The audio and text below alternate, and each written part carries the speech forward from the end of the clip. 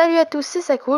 Aujourd'hui, on se retrouve pour cette nouvelle vidéo dans laquelle on va parler d'un manga adapté d'un roman et parlant de chevalerie, de reconquête d'un pays et dont les personnages sont excellents d'ailleurs, mais je vais en parler plus tard et écrit, enfin plutôt dessiné et adapté en manga par une certaine auteure ayant dessiné un manga parlant d'alchimie.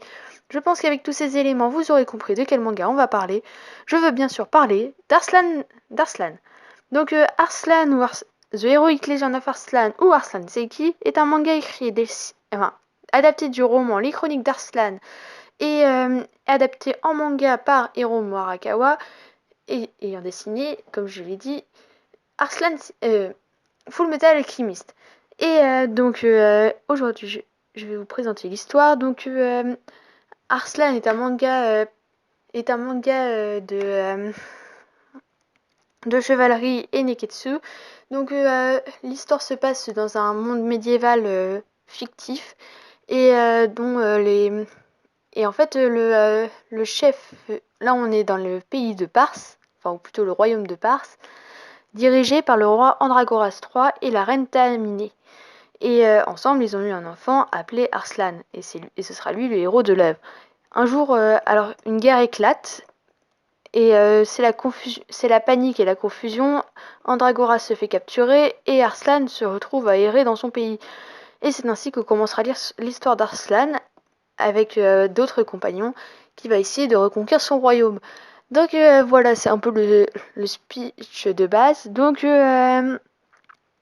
passons directement au personnage. Donc le héros principal, Arslan. Donc pour moi, c'est un très bon héros.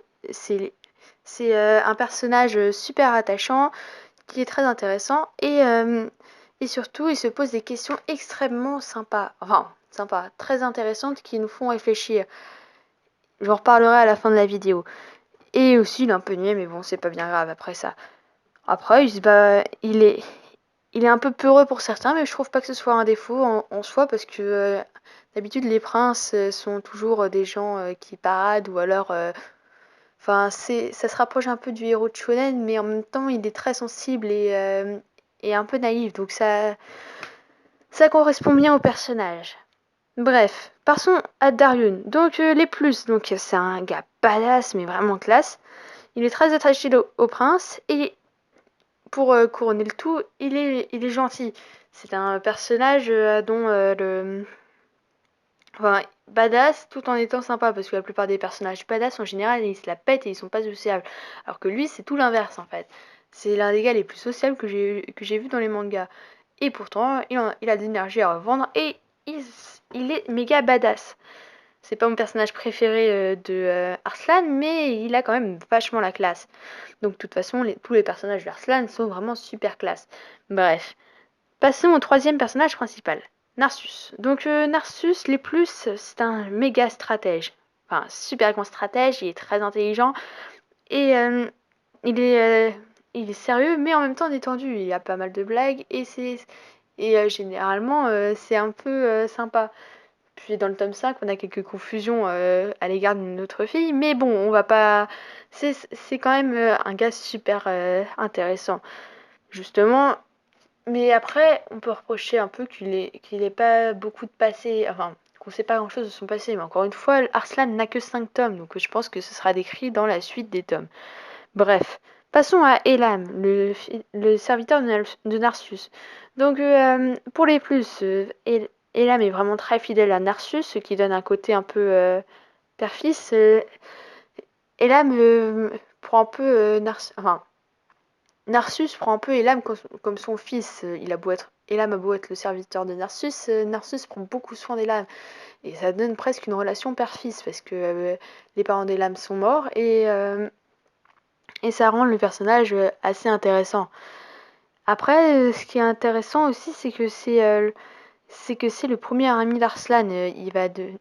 Comme il a à peu près le même âge que lui, eh ben, ils vont petit à petit devenir amis et j'ai hâte de voir une telle relation se mettre en place entre eux. Parce que Arslan, honnêtement, s'il aurait pas rencontré Elam, je pense pas qu'il aurait eu de grands amis dans cette aventure. Il aurait plus eu des coéquipiers ou des partenaires, ce genre de choses. Après, on a Gib. Donc Gib, donc les plus.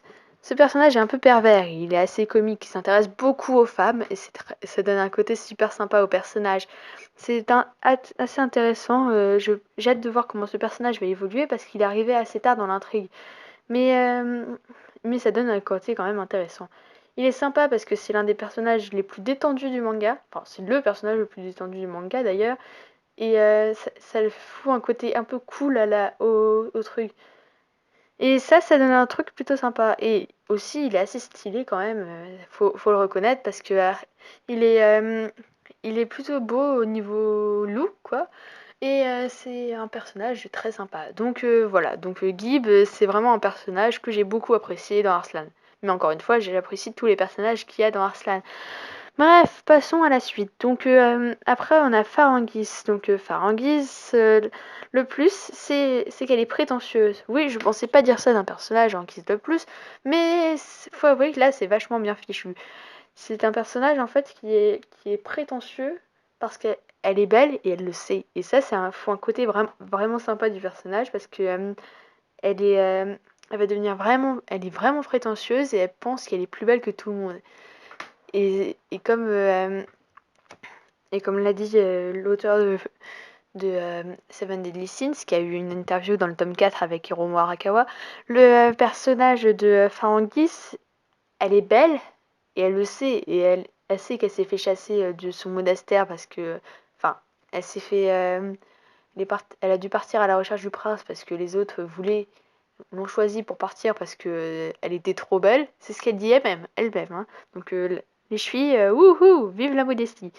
Bref, après, ce qui est sympa chez elle aussi, c'est qu'elle fout des vents monumentaux à Gibb, ce qui fout vraiment un truc, une bonne ambiance dans le truc.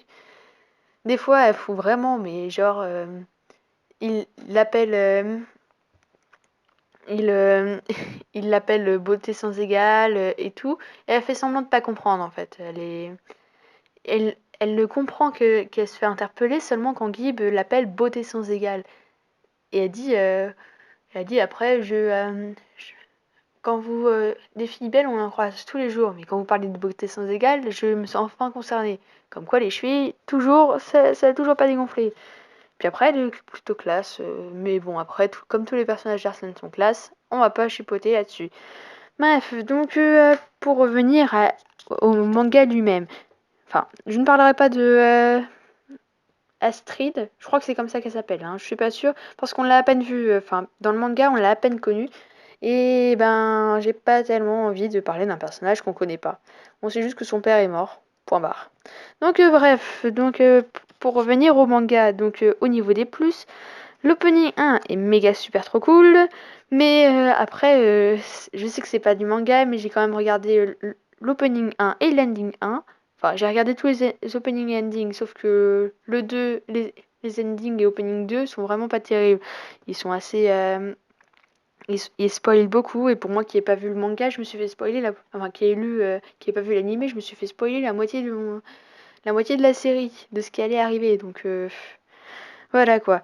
Mais bon, après, l'opening 1 est vraiment génial et l'ending 1 représente magnifiquement bien la série. Après, les persos sont super classe et les méchants sont classe. Oui, je n'ai pas parlé de Inmes, mais bon, parler de méchants, j'avais pas tellement envie. Bref, donc le vrai point fort d'Arslan, parce que, bon, le dosage, c'est vachement bien. Le dessin, ils sont beaux parce que c'est Hiromu Arakawa en même temps. Donc voilà. Le scénario est fabuleux. Les persos sont géniaux, comme ce que je viens de l'expliquer. Et, le point fort, pour en terminer, c'est que Arslan se pose très souvent une question en fait. Qu'est-ce qu'un bon roi? Et oui, qu'est-ce qu'un bon roi? Un homme de guerre ou un stratège? Et puis, faut-il abolir l'esclavage au risque de détruire l'économie, mais permettre à tous les hommes d'être égaux? Oui, parce que le point fort d'Arslan, c'est de nous faire poser plein de questions extrêmement subjectives, car les avis sont divers et variés. Et le manga nous le montre. Chaque individu de chaque camp se pense différemment, et chacun essaye de prouver que son raisonnement est le bon. Et en fait, ça rajoute quelque chose de vraiment très intéressant à l'intrigue. Qu'est-ce qu'un bon roi? Est-ce- Faut-il faut-il abolir l'esclavage? C'est tout un tas de questions qui sont vraiment posées dans ce manga et qui sont très intéressantes. Enfin voilà, donc désolée pour tous les personnages dont je n'ai pas parlé, tous les aspects de l'intrigue dont je n'ai pas parlé, mais bon, le manga n'en a encore qu'à 5 tomes, et étant donné que je regarde pas l'animé, j'ai pas tellement, et que j'ai pas envie d'ailleurs, et ben, il n'y avait pas grand chose, mais je voulais absolument parler d'Arslan pour cette fameuse rentrée. Et oui, parce qu'aujourd'hui c'est la rentrée. Wouhou! Bref, donc voilà. Donc j'ai aussi acheté le jeu vidéo qui est vachement sympa et j'ai tous les tomes et j'ai regardé un tout petit peu l'animé. Mais bon, étant donné que l'animé est plutôt beau, d'ailleurs Kauzen a essayé de faire a essayé de trouver des défauts à l'animé en tout cas. Et ben en fait, moi j'en trouve pas quoi. Donc moi je trouve aucun défaut au manga. C'est pour ça justement que j'ai dit aucun point négatif sur les personnages parce que j'ai relu les 5 tomes et j'ai rien trouvé. Tout est trop bon et les dessins sont tout bons. Enfin, c'est du très haut niveau. D'ailleurs, dans l'endroit où je stocke tous mes mangas, Arslan trône à côté de Senseiya parce que j'ai pas mal de tomes de Senseiya et il restait un peu de place sur le côté. Alors j'ai mis Arslan parce que j'estimais que c'était celui qui méritait le plus d'être à côté de Senseiya, autant par le style, par l'ambiance et surtout parce que c'était tellement génial. Pour moi, Arslan est l'un des meilleurs mangas que j'ai lu. C'est d'ailleurs le premier vrai shonen que j'ai lu parce que j'ai commencé avec Détective Conan, mais bon, Détective Conan, si vous voyez ce que je veux dire, c'est vraiment super répétitif. On en est à 85 tomes et moi j'en ai lu une quinzaine et au bout de 15, je me suis vraiment lassée. Donc du coup, on peut pas dire que ce soit vraiment mon premier shonen, mais bon. Arslan est pour lui vraiment le premier vrai shonen que j'ai lu parce que c'est vraiment celui que j'ai le plus kiffé. D'ailleurs, je l'ai reçu à mon anniversaire de l'année dernière au mois de juin et j'ai acheté le tome 2 au mois de juillet et depuis j'ai pas arrêté. J'achète tous les tomes le jour de leur sortie. Donc voilà, donc merci d'avoir regardé, laissez un pouce vert, etc., etc. Vous connaissez le principe, mais surtout lâchez un commentaire. Je m'en fous du nombre de likes. Mais après, si certains veulent s'abonner, parce que là on en est à 4 abonnés, donc 5 ce serait pas mal. Attends, un chiffre un peu rond. Donc voilà, merci d'avoir regardé et à la prochaine. Ciao! いつもなんて耐えられないものなんてこの手には作らぬようにと生きてきた僕らの手に Your friend, baby 気づけばもう心に愛し抜くべきものばかり